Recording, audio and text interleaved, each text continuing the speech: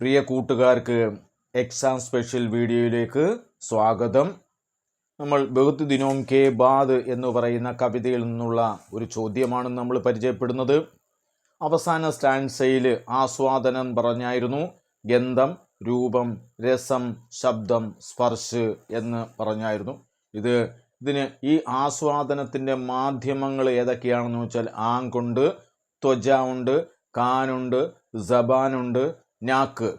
ആസ്വാദനവും ആസ്വാദനത്തിൻ്റെ മാധ്യമവും തന്നിട്ട് സഹി മിലാൻ കരയും ശരിയായി ചേർത്തെഴുതുക എന്ന് പരീക്ഷയ്ക്ക് ചോദിക്കാം.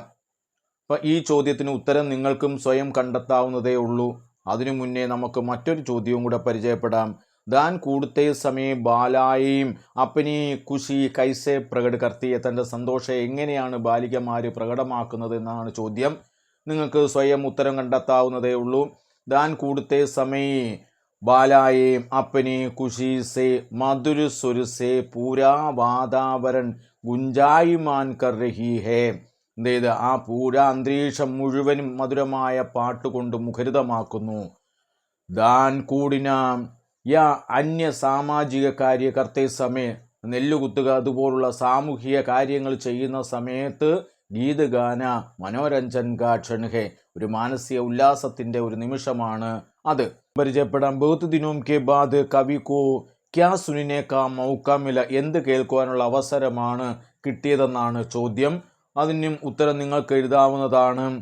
കവി കോ അപ്പനെ കാനും സെ, തൻ്റെ കാൻ കൊണ്ട്, ദാൻ കൂടുത്തി കിശോരിയും കി ഗീത് സുനിനേക്ക, ആ കിശോരികളുടെ മധുരമായ പാട്ട് കേൾക്കുവാനുള്ള അവസരമാണ് മൗക്ക മിലാഹേ. മൂന്നാമത്തെ ക്വസ്റ്റ്യൻ എന്താണ്?